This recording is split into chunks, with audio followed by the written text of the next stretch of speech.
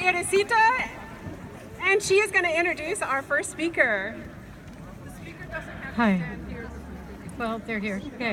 Hi, I'm Irisita, and today we are celebrating 100 years that women in Germany have the right to vote.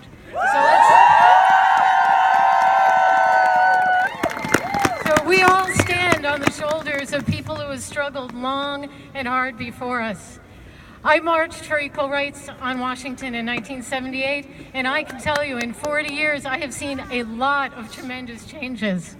Women can pursue any education, any job that they are called for, they are called to. We can control our health care. We can control our reproductive rights. We can marry freely anyone that we love best.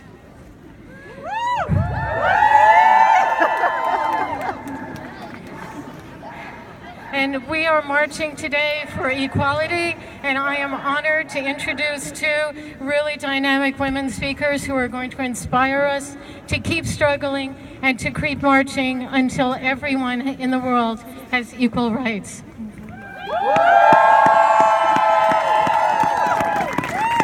Our first speaker is AmandaM here. She is the Communications Director for Democrats Abroad Global.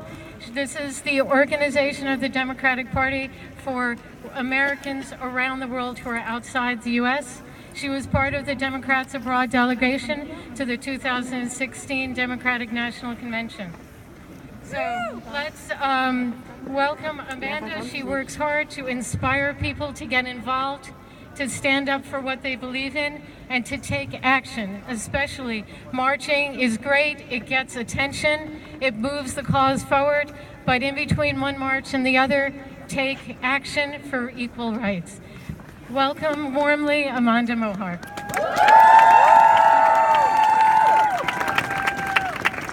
Thank you, Irisita, and thank you all of you for being here today. I am honored and grateful to be speaking in front of you, particularly because of today's theme in ending violence against women. Now, because you are here, you may already know the statistic that 1 in 3 women will experience gender-based violence in her lifetime. I am not one of those women. I was lucky. I have experienced my Me Too moments, and I have experienced harassment, and I have found myself in dangerous situations, but I was able to get out because I was lucky. I am not faster or stronger or smarter than any other woman. It was just luck. Now, I don't know about you, but if the best defense women and girls have against gender-based violence is luck and hoping that they will not become victims, that is not enough. This must change.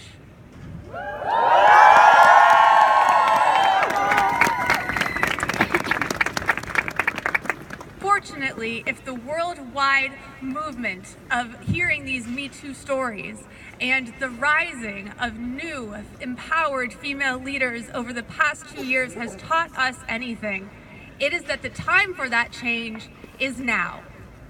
And we are the ones to make it happen. When is the time for change? Now! Are we the ones to make it happen? Yes! Good.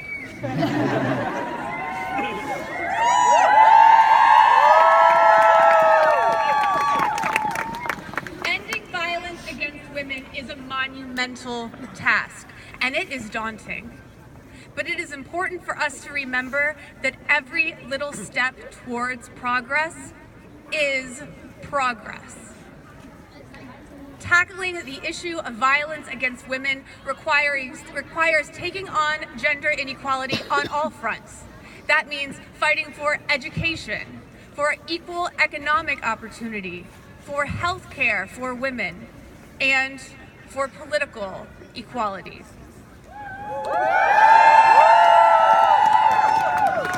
On the political front, our work is twofold. One, We must elect government leaders who prioritize gender equality, and we must remove those who do not. 2, we must hold those leaders accountable, and we must fight for policies that make gender equality happen. In the past year of major highs and deep, deep lows, we have begun to see evidence, small steps in that progress. The elections in the last year in the United States, for example, may have been called a blue wave by many, but it was a woman's wave.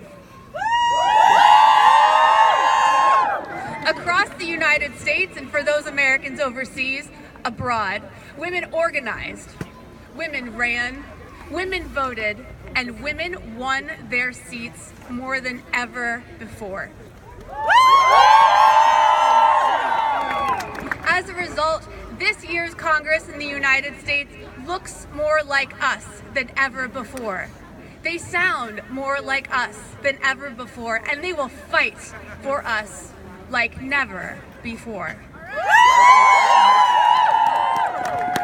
That matters, and it is far beyond symbolic representation.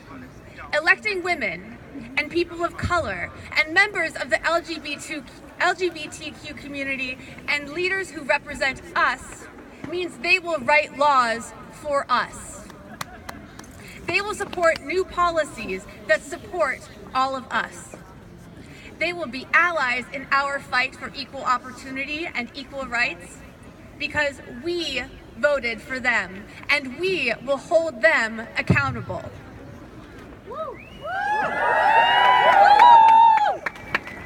That is how we tackle gender equality from a political lens. We change the leaders, and then we change the laws.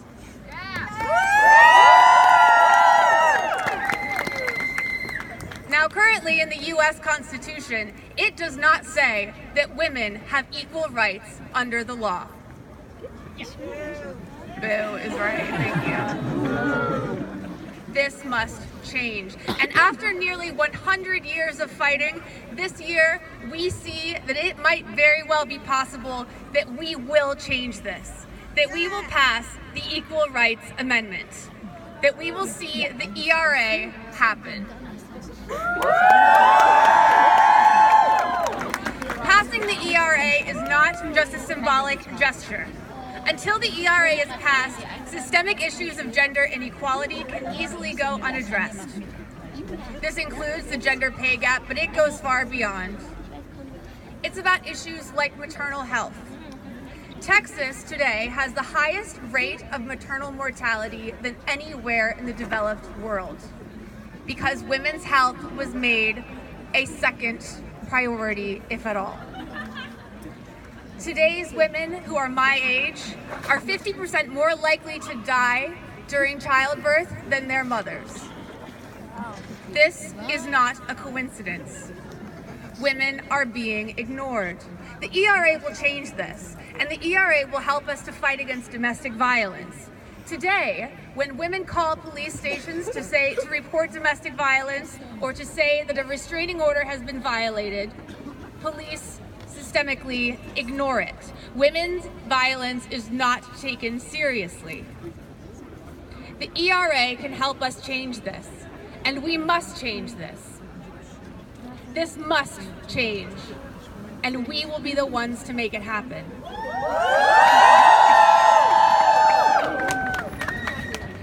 Now, the work in the U.S. is just one small part of this global movement.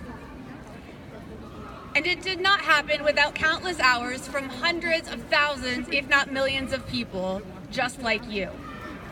But it is a step towards that progress that has helped make this year a pivotal moment in the women's wave worldwide.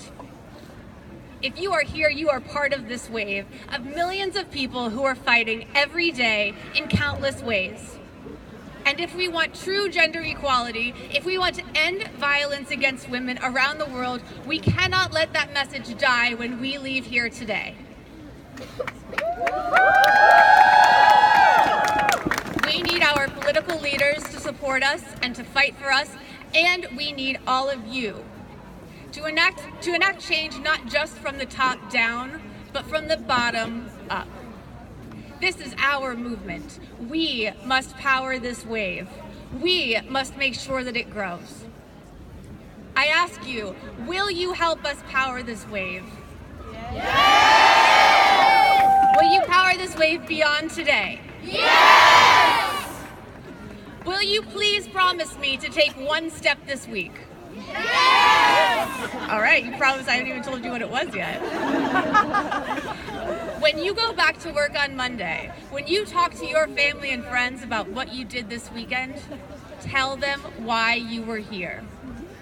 Just tell them why this matters to you. And I'm not just speaking to the women here. I'm talking to the men as well. That's right. Don't just speak to the women in your lives. Speak to the men in your lives, because you all are our advocates and allies as much as we are ourselves. Start these conversations this week. It's small. It's a step towards progress. You start these conversations this week and you will carry on those conversations throughout the year. Now I ask you, will you help this wave grow beyond today? Yes! And you will help us spread this message? Yes! And next year, will you come back to join us in the Global Women's March? Yes! Good. Now I just have one other small request. That after you have had these conversations with the men and women in your lives over the next year, that you invite one more person to join you in next year's Women's March. I am not worried about the attendance of who shows up at the march, but when you invite other people to join in our movement, you help us power that wave. You get them thinking, and a few of them will join. And then they will get their friends thinking, and a few of them will join. And together, we will power this wave far beyond the next year until we see the gender equality that we fight for.